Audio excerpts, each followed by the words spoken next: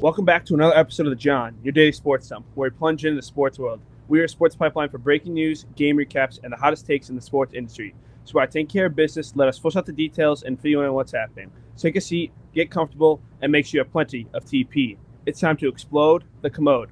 I'm your host, John, and I'm not just joined by myself. I'm joined on Zoom by a top 100 player in the state, the number one player in Illinois, and an Alabama commit, Mack Sutter. Mack, thanks for taking time out of your busy schedule to hop on today. Yeah, thanks for having me. Looking forward to it. No problem. All right. So, like I was telling you before we started recording, I like to give my parents some shine, specifically my mom, even though my dad helped me with the name. My mom sends me two voice memos for questions. So, I'll play them into the mic and then we'll start with my questions. Awesome. Who is a player you admire, either past or present, and why? I would say the player I kind of admire and kind of model my game after would probably George Kittle. I mean, I feel like he's one of the hardest working tight ends. Is just he'll put his head in there in the run game, and then he'll also go run a good route too. So, Mm-hmm. I mean, he just looks like an overall good guy and also a good person too. So that's kind of what I try to model my game, my lifestyle after when it comes to Totally. football. Totally. Yeah, he definitely embodies. I mean, he basically started the tight end university stuff. So I Yeah, that's right. that's something you got to get behind, especially now that you're going into university Yeah. in college soon. So you got to embody that. And then here's her next question. What is your favorite comfort food to eat after a very tough game or practice? Dude, I'd say, well, really, I don't get to choose, really. I mean, I kind of come home whenever my mom has made, but she always has good stuff made, so really can't go wrong. After practice, I mean, I come home just really looking forward to whatever she makes, honestly. She That's really always comes prepared with stuff like that. And then after games, really, it's just I'm going to hang out with friends after, going to spend time with them. So kind of probably not the best food after a game, but I always have to hit up some fast food with them and just hang out with all the guys. totally. You gotta you gotta take advantage of that because before you know it, you'll be in college and they'll have you on the strict nutrition Yeah, plan. So that's you right. gotta take your chances when you can get them. Yep. So we'll start right here.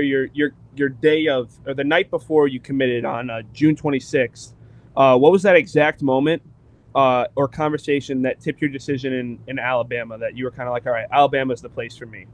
Oh yeah, really. Actually, before my commitment date, I actually already had decided. Like on my official visit, I committed at like the closing dinner Saturday night. I committed in front of everyone, the whole team, and all that, or yeah, all the recruits as well. But so yeah, really, the night before, I was just excited to finally announce it and make it public to Mm-hmm. like all my teammates and then future teammates there too, because I know some of them were pumped too. So yeah, really, I mean, it was cool, but I mean, I'd probably say the best part was on my official visit when I committed. That was just a big relief, and like it's kind of always been my dream. So like after like I said I committed, it just I've never felt so like proud of myself like ever before. It was just an awesome feeling. Wish I could do it Totally. again. Yeah, totally. If you don't mind me asking, what visit were you at? What was your visit? Because I would assume they took you to a game. So what was the game that you got to go to? Oh well, actually, past season, yeah, I went to a bunch of games. I mean, I saw Auburn games, Illinois, Okay, Alabama, like kind of just a lot of schools. I went Ohio State as well, but yeah, the Alabama games I went to were the Georgia game last year. That was unreal. It was, that's I mean yeah, it was rocking. It was different. It was crazy. And then the last one I went there was the Iron Bowl with my family. okay So that yeah, that that was also a good one too. I mean, it was rivalry, so there were some fights in there. But yeah, the official visits were actually in the summer, so I took four of those: one to Illinois, Ohio State, Alabama, and then also to Ole Miss.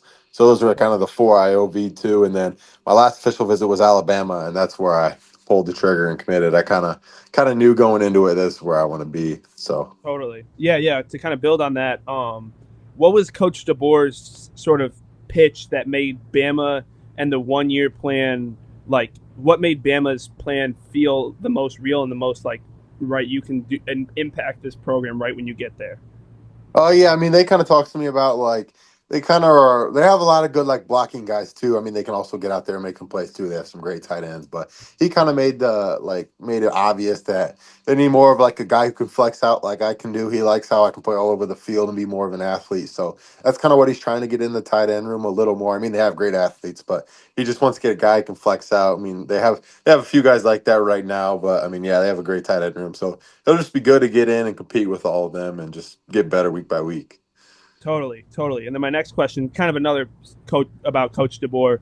How much did Coach DeBoer's staff show you on film about how they feature tight ends? And you talked about their blocking, but routes, depths, alignments, red zone usage, stuff like that. I mean, yeah, yeah. He even showed me. He showed me a lot from Alabama and stuff because like people think they don't use the tight end because they're Alabama wide receiver you and all that. Some people say, but yeah, they actually use him a ton that a lot of people don't notice. I mean, because Saban he didn't really use him honestly, but I mean, yeah. So Coach DeBoer and Coach Grubb, the offense coordinator, they actually have been together for a little bit. So like they went back to their previous teams like Washington. And also, when Coach DeBoer was at Sioux Falls, and he was either in North Dakota or South Dakota, so he was showing me clips where he was the tight end there and how important really like a good flex out tight end is to an offense and especially his offense he wants to run. Totally, totally. And then my next question, the kind of the close, right, the recruiting part of my questions. You had 40 plus offers. Obviously, a bunch of attention comes with that. What was your noise filter during the process so you could actually make a clear call, right? Like you talked about your finalists, Alabama, Ohio State, Illinois, Ole Miss. Like, how are you able to sort of, right, block out all the social media? Because now with social media, I mean, it's so hard to not listen to it. So how are you able to sort of not even settle on Bama, but settle on just a Final Four? Yeah, really. I mean, it kind of just went off my heart because honestly, like for me, I'm kind of a guy where like if I get into something, I have to be really into it, or else I'm gonna have like that gut feeling like, oh, I don't want to be here or something. So like, I mean, kind of going through the process, I kind of just put all like the social media and like critics aside and kind of just went with my heart, like the place I love to be, because I knew if I chose like the place where my heart is, then I mean, doesn't matter the situation, I'm gonna make it work out because that's where I want to be. Exactly, totally. And you got a great place you go into, obviously. Um, and if this is correct, if this is wrong, correct me. But I've you are you scheduled to graduate in December? Yeah, so I'll be in call. I'll go down there. I think like first week of January, and then if they do make it to the playoffs, I'll go travel with the team and stuff, and even bowl Okay. game too. Travel with them there in the January, early Okay, January. totally. So I just wanted to clarify that. My next question: you're set to graduate in December, and obviously early enroll into college. What's your 90-day plan between now and your first Bama spring practice? Yeah, I mean now it's just really focused on my team. Like, I mean, I'm not really caring about much Bama stuff now or other stuff like that. But right now, I'm a full go on my team because we do have a strong team this year, and we have a lot of upside to our team, and we can go far if we all just work together. And I mean, I've been having like my best summer with this team, so I feel like I only got to devote my time to them because they've been through me through all the ups and downs. So it's only right and it's only fair, and I know I got to just kind of be with my guys because I've been with them all 4 years and stuff. But yeah, and then after football ends, I'm just gonna probably take like a week off to just chill and like kind of because like I mean going to football practice every day, so I'll probably go home and chill a little bit after that for like the first week, and then get right back into the weight room and throw on some weight before I put on a boatload of weight right when I get there.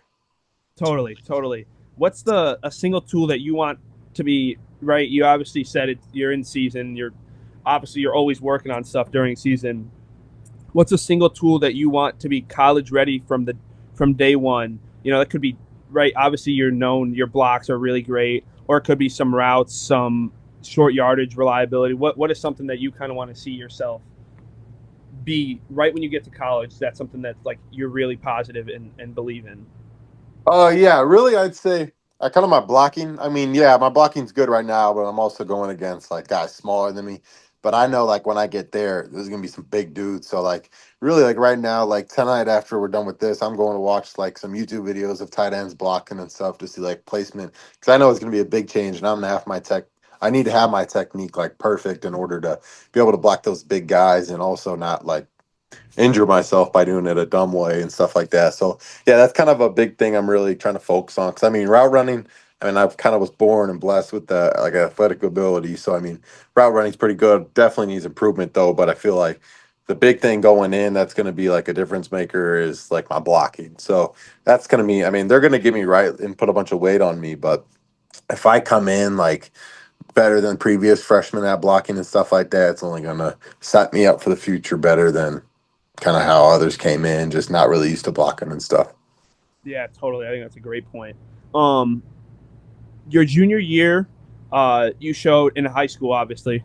Your junior year, you showed you can win in multiple ways. Which route do you consider to be your favorite route versus, or seam bender versus cover three? You know, skinny, like any sort of cut. It doesn't have to be a specific coverage, but what would you say your go-to route is? Oh yeah, I'd probably say a corner route. I mean Okay. this off season I kind of really mastered that because I feel like I can set it up so many ways. If I set it up outside, then kind of give him a stand to get the. I feel like I can just move the guy all over the place, and I feel so controlling because I've been playing varsity football for a while. And then also a big thing is on those corner routes, like even just stepping on their toes. So I feel like that's just one that I can really control the defender a lot, and I'm not really just running a robotic route. Yeah, totally. And you know, for people who don't watch Mid Illini Conference football, um, that that was a big route that obviously set you guys up for a big touchdown drive late in the fourth quarter against Pekin. Yeah. I was right on the sideline at that game, so I had a perfect glance and Oh view of yeah. that corner route. Yep. So that was I definitely can see why you definitely are think that is your strong suit. You also play defense and still play defense. How did playing the edge or off the ball sharpen your releases and hand combat as a tight end? I feel like it made me more like aggressive, I say, because 3 years of just playing that, but then I also played quarterback. But I mean, like when I was younger, like quarterback and receiver, but you don't get that much physicality from that. But I'd say just kind of also like getting beat up when I was younger at that spot, and then also this year I'm learning to like get my hands on and like really use my head more in the game and stuff too. And I feel like that's just made me like a ton more violent in the run game and all that stuff. Totally. And I mean, like I said, if you're not watching Mid Atlantic Conference football, you were a quarterback for one throw and you had a Yeah, touchdown pass last week. that's right. Was calling that game? I was very shocked that that happened, but hey, it was a beautiful Yeah, throw. I will not lie, that was a very nice throw. yeah, it was a sweet play. Um, and then my last question for sort of your on field sort of tape. Walk me through your favorite, and this could be throughout any career, this or through any of your seasons, this season even. I know we're really early on though, but walk me through your favorite clip of a play that you've had, or it that comes to memory. Obviously, I know there's a bunch. You watch film all the time, so obviously there's a Yeah. bunch of clips. But what would you say is one clip that sort of stands out that like not that makes you obviously you're more than just a casual football fan. You understand the ins and outs of the game. So what is one of those clips that you're like, wow, that's just beautiful? Oh yeah, I'd say probably my favorite play was I'd say we were at Pekin. It was like the fourth quarter, and I think it was like third and like 12 or something. Like we needed to have a big play because we were going on to score a tie game. There was like a minute and a half left, and we were on there like 40. So if they would have got the ball back there, that wouldn't have been good. Or we know we were on there 30. So if we would have got the ball, if they would have got the ball back, it wouldn't have been good. And we ran a go ball to me, and I had a diving catch down the sideline for like 40 yards, and that kind of flipped the script. We didn't get to punch it in, but that kind of gave us some momentum going into overtime, and it just kind of uplifted everyone, and that was just a really cool one this year. Totally, totally. You've been listed at 6'6", 225, 235 ish area.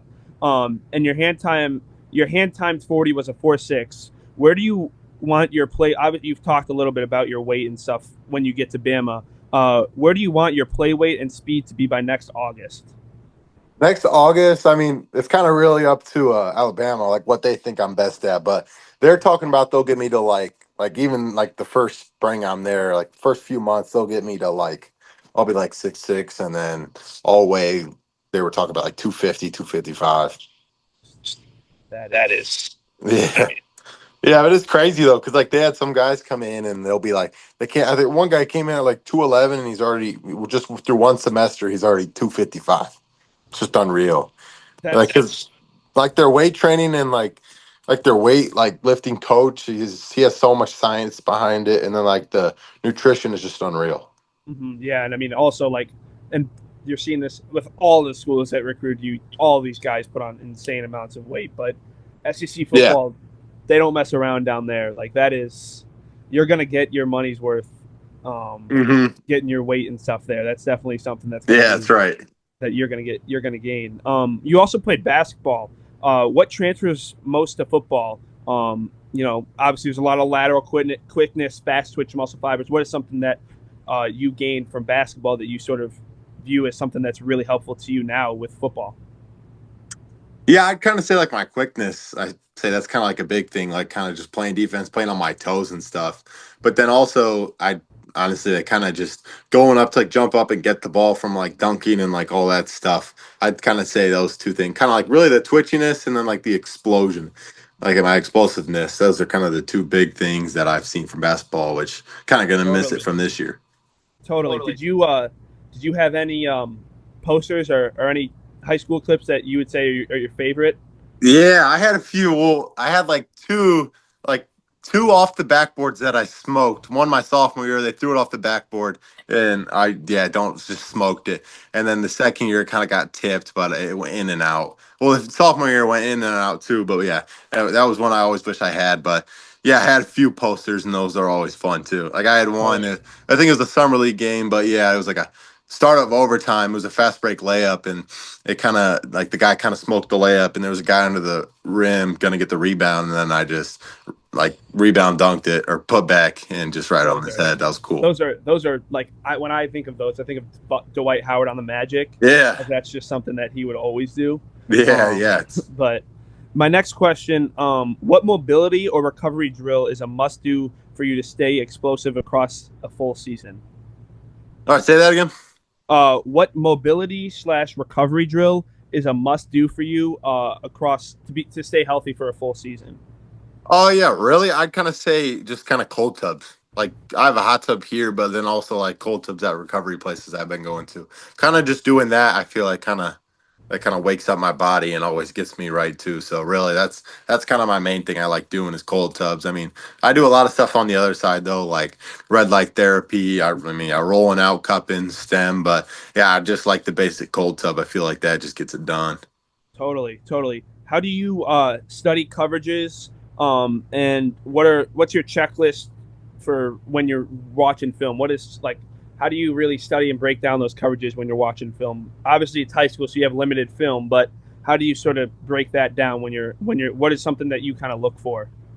Oh yeah, really? Well, I mean, because like I'm kind of a top guy in the area. Teams are always gonna double me, so I kind of see like kind of like their walk up linebacker because they'll always walk up a linebacker and just have them crack the crap out of me and just run through my face mask, and then they'll have a guy over top also guarding me too, and then the linebacker will guard me. So really, I just kind of look and see that edge and see what he does and stuff like that and how I can beat him, and then even if he will walk up or and then the next thing is like I always read the safeties and like see where their weak spots are and what I can attack and what will work against them and kind of like just how they think is what I do. Because I mean I played quarterback, so kind of know how to read the defense and I kind of know what's going on through the defense of mine too. So I mean that's what kind of the quarterback and defense has helped me a lot with as well. Totally, yeah, that's something that's helpful, right? You've kind of played quarterbacks, you know how to read, and then you're obviously on the defensive side of the ball, so you kind of know how to read the defense a little better as well. Yep. What is how do you like self scout and on a week to week basis where teams can't just say, all right, he's gonna run this on this specific formation, he's gonna run an out route or a dig route or something. How do you kind of scout so teams don't know what to prepare for you on a week to week basis? Oh yeah, I mean that's kind of what my coaches do because they're calling the play, so they'll like kind of scout like what teams are doing, and he always makes sure to mix it up and stuff like that. But I mean, really for me, I kind of like I feel like a lot. I mean, high school football. I mean, the playbooks aren't too difficult for other people to like pick up on, like because these other high school coaches have been doing it for so long. So I mean, Mm-hmm. I feel like a lot of the times they kind of expect what's coming. So that's why I kind of just go in my control and kind of do what I can do, like on the top of my routes and like controlling the defender, setting them up for different things, like making them think I'm running a fade, then break it in for a post, just kind of different things like that to mess with their minds and just kind of play a mind game. Because a lot of the times they'll probably know what I'm running, and if not, there'll be one or two people on me. Totally, totally. My next question, you this kind of is a perfect thing. We're talking about playbooks. Obviously, you're going to Bama. That and all college playbooks are it's a huge step up from high school. Obviously, when you break down Alabama's playbook ahead of spring ball, how are you planning to learn the protections? Learn the playbook so that you can play as fast as you can when you get there in August. I mean, yeah.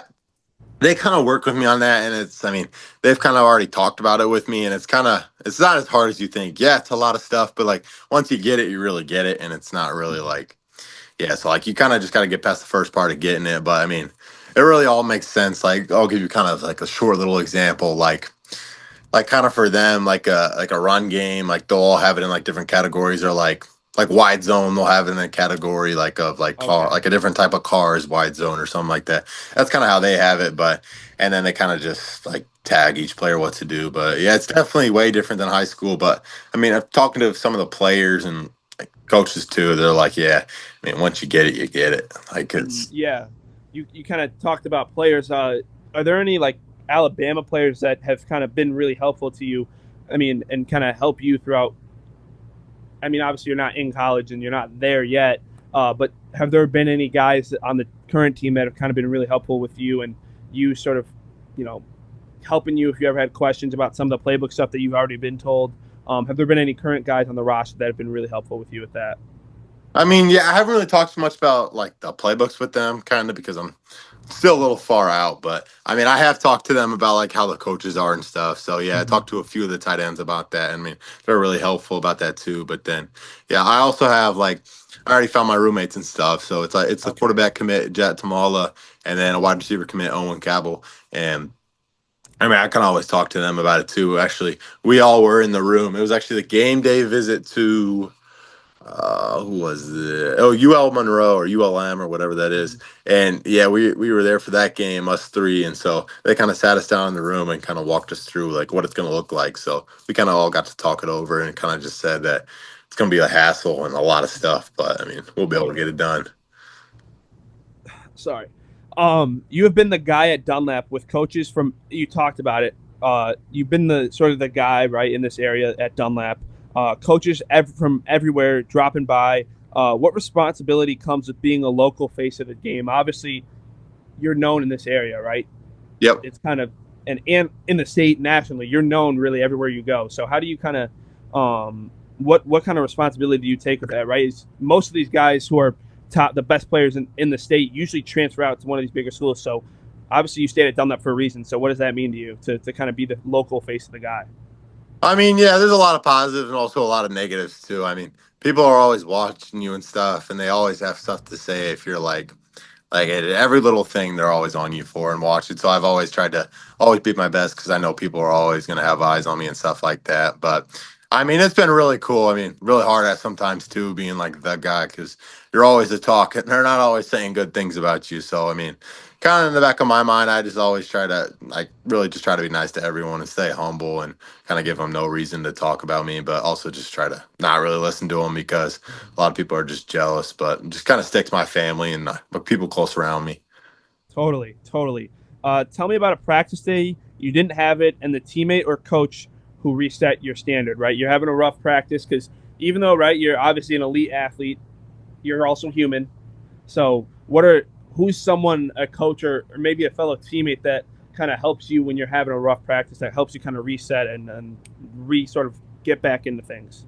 Yeah, really our whole team. Like I'd say in years past, our leadership has kind of been but like this year, everyone's so bought in. So like, I'm not gonna lie, last week, like Limestone week, coming off peak and like, I mean, yeah, I was a little sick, but yeah, I was kind of slugging it and like kind of off that week, and yeah, I picked it up this week and stuff like that. But yeah, just kind of just fell off and stuff, and I needed to pick it up. But like, my team was on me about it, and that's why I'm so grateful for them too, because like, just a bunch of leaders and everybody wants the same goal, and it's just really cool to see. So really it's just everyone picking each other up. Nobody can really slack. But yeah, kind of last week we had a little off week, but like just didn't really weren't too locked in. But I Mm-hmm. mean, going forward, that was like our wake up call. Like, guys, we can't do that because Limestone did come out pretty good against us, and they were moving the Yeah. ball. Mm-hmm.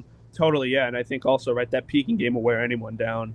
I know it's Yeah, kind of just right. You and I are just talking about because who knows who watched the game, whoever watches this podcast, but that game. I mean, going into overtime and the amount of stress, by the way, that your Coach Kaz had. I mean, yeah, I don't know how he did that with because right, you still had to make the field goal or extra point. yeah. It was kind of crazy. Um, Central Illinois crowds know you well. What does it mean to represent Dunlap at a national program? Right. Obviously, you guys get some national attention with all the sort of coaches and stuff that come watch you, but also that's also a good thing for Dunlap, right? They're starting to promote like we're a really good football school as well. Like Yep. not just obviously you help, but Dunlap has been consistently a really good football program. So what does that kind of mean to help put Dunlap sort of on the map? I mean, yeah. I mean, my cousins kind of too. They've also done it too. A lot of my cousins who came here also have been. Yeah, I But know so about they, the stories. yeah, yeah. So they've kind of started too. But then yeah, I feel like I've kind of kind of resumed that as well. But I think it's cool because a lot of my players have been getting like looks and stuff. Like a lot, I mean, like a lot of my teammates, they've been getting looks from colleges and stuff, and like people were starting to look at them because like not to be like cocky, but like I'm kind of, yeah, like we said, bringing like coaches in and stuff. So yeah, so these other teams, like my teammates, are getting like more looks and stuff, which that's really cool to me because I mean, most people probably don't think it, but like I like last year we had an offensive tackle, Isaac Foster. He got an offer from Western Illinois, and like I was actually happy. Like not even like so I feel like some people like for me were probably like faking it, like oh congrats, but like I was actually like genuinely happy because like I know how that feels, and like it was just really cool to see. So like that's kind of how I am, and I just love seeing when like all these other guys are getting those opportunities as well. It's just really cool to see, and also like I feel like it's been good for like other teams in the area, like other players playing me. It's really cool for them too, because I mean they're getting the looks too. So it's really just bringing up Central Illinois, and I think that's a really cool part and a good way to look at it too.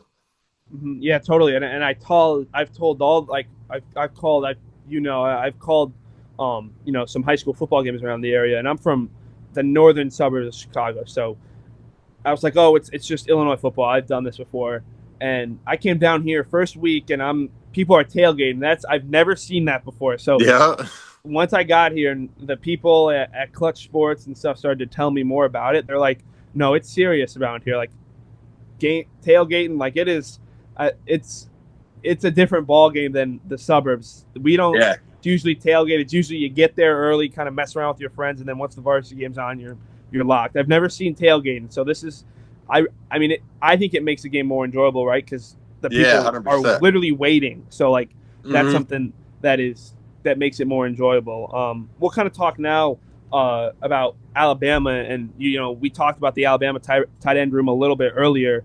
Who is a current or recent Alabama tight end you try to study the most, and what trait are you trying to borrow from your own, trying to borrow from that specific tight end into your own game? Oh yeah, I would say last year's tight end CJ Dupree because he was really violent in the run game and he was like a really good blocker.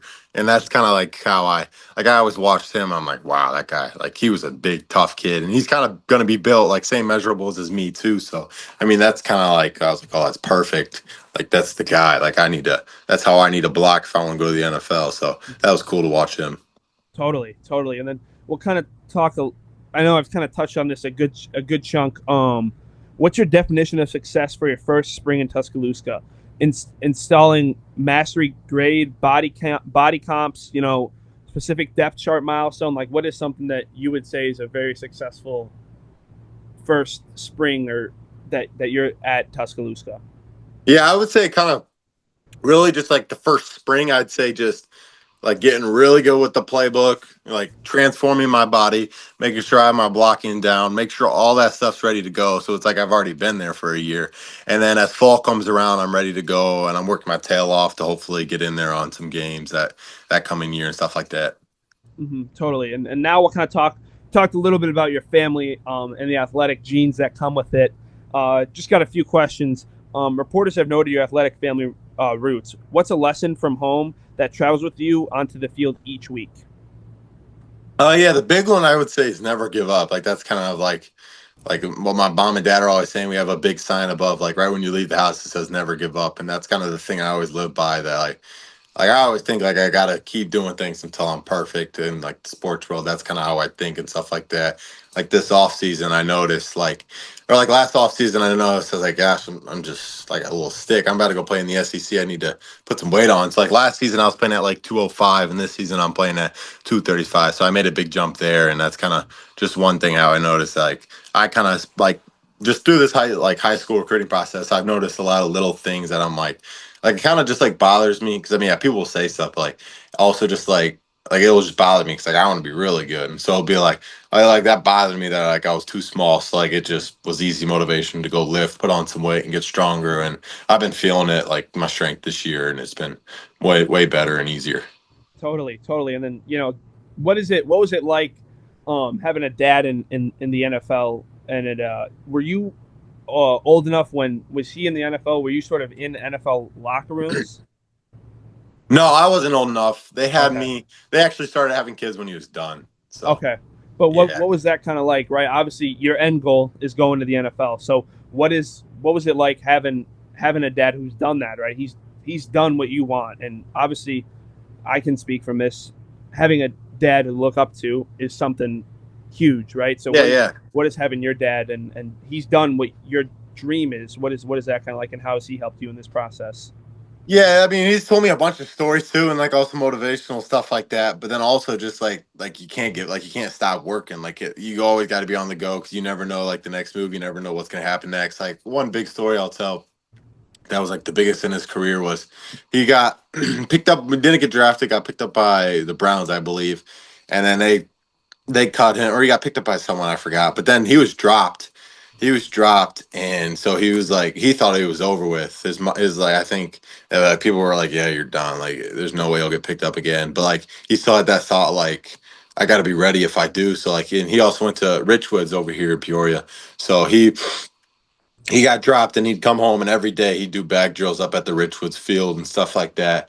And one day he was doing it. My grandma, his mom, she came up to the field because I mean they didn't have phones then. She came up to the field and she started yelling. She was like, "Hey Eddie, the Cleveland Browns just called!" And that was a one of his awesome like most memorable stories. So that's a cool one he calls. And yeah, so they called him or they called his mom and his mom drove to the field and started yelling at him to go pack his bags. And then the next day he was there. So that's a real cool story for him. And I like sharing that one because that's just an awesome Totally. one. That's definitely really cool, right? You're kind of working on your craft, and your mom Yeah. kind of has to tell you. I think that's really awesome.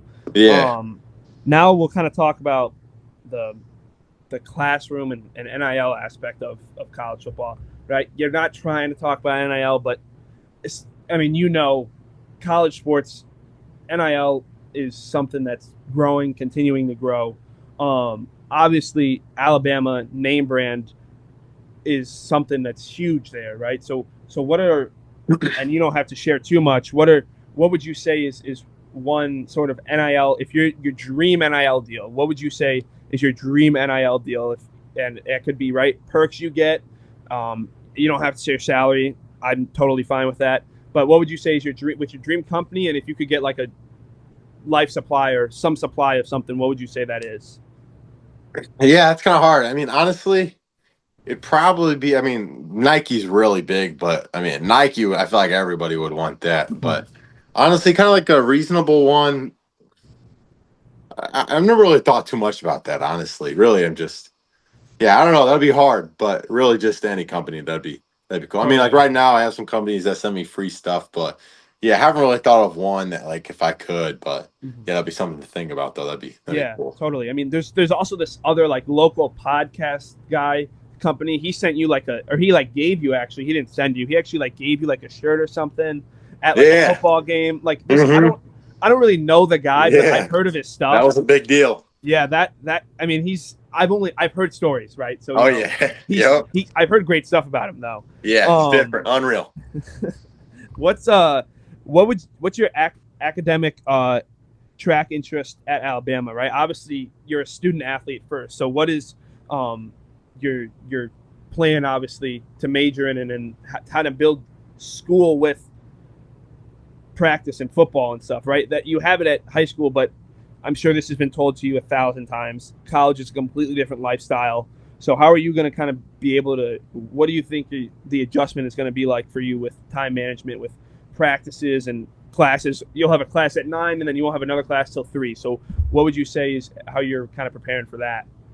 Yeah, I mean, really, I feel like it won't be too bad because I mean they take care of the players so much. Like kind of there. Like it seems like football comes first though. But yeah, they definitely make sure you're getting your academics done and like meeting all those standards you want to meet and stuff like that. But yeah, they have so much help though. Like all the counselors, we actually on my official visit, we sat down with some of like like, I don't know what you'd call them, but I guess some like the professors there and stuff like that. And they were so helpful with it. And they're like they were talking about like one of them was just talking about how like it was like, yeah, one was like, yeah, Najee Harris. He was like they were like, oh, I had him, blah blah blah, back then. And another one was like Devontae Smith, and it was crazy. He's just talking about him like, oh, he was such a guy. I loved him. He was like my baby, and it was just unreal that they were talking about these NFL stars like they were just like.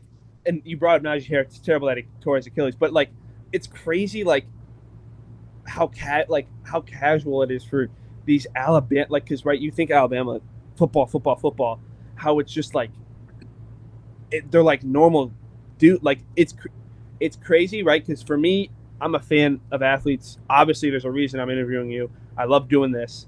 So for me, it's crazy that like they're just like, oh yeah, like they would always be in my class, ask questions. Like, yeah. I just think like if I went to like a bigger school, like that had like those elite like football athletes, like I don't know if I could do work because I think I would try and talk to them and try to like get to know them more.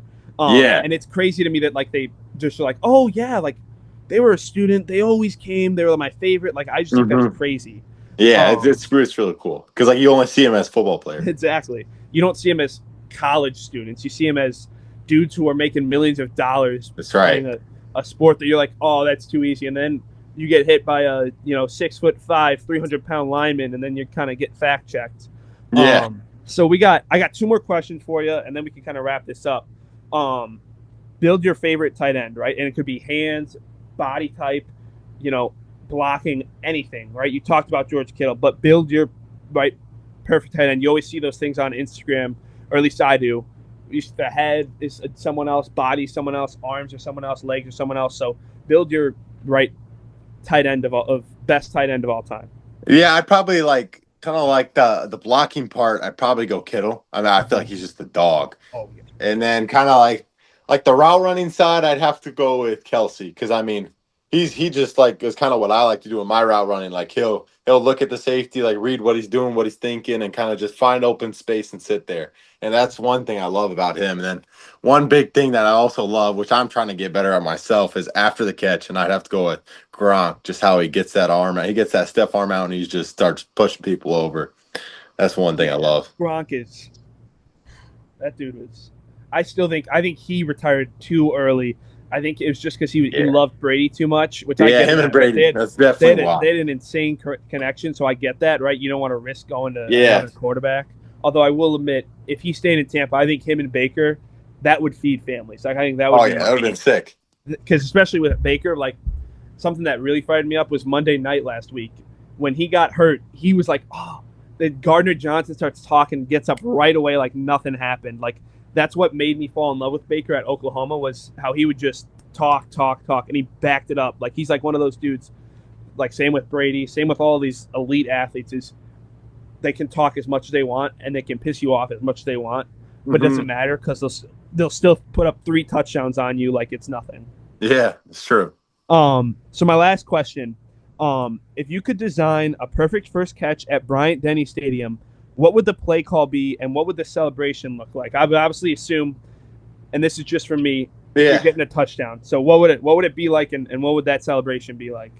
Yeah, probably I'd say maybe like even like a corner or like a deep get across that I'm catching at like the corner of the end zone or something like that. And honestly, I don't even know what I would hit. I'd be so in shock. I feel like even in high school games, well, I mean, I kind of always get flagged for stuff, but I'd probably, I don't know. I'd probably go straight to my teammates, honestly. First time I'd go straight to my teammates. But I mean, if I don't do that, which I would, I'd probably just give the ball a spin and do something to the crowd. Totally. You got to make sure you keep that ball because if Mike Evans, there was one, I don't remember, I think it was Brady's, one of his like milestone touchdowns. He gave it to a fan and Brady had to exchange a ball, like an autographed ball mid-game. You don't want to do that. Because then you could be giving up some valuable stuff that obviously you... Yeah, maybe just go find my parents and launch it up to them. Totally. I mean, you're a former quarterback, so, maybe you have the arm. Yeah, send it up. Even if they're in, like, the 100th row, just let it fly. Totally. But, Mac, that's all the questions I got. Thank you for taking time out of your, busy... Obviously, you're still in high school, but from what you've told me, it's a full-time job with all your videos, watching film and all that. But thank you for taking time out of your day and schedule to do this. Thank you guys for watching another episode of the John J Sports Dump. Make sure to tune in next time where I'll give you guys some more sports info. Don't nobody go in the bathroom for about 35, 45 minutes. Somebody open the window.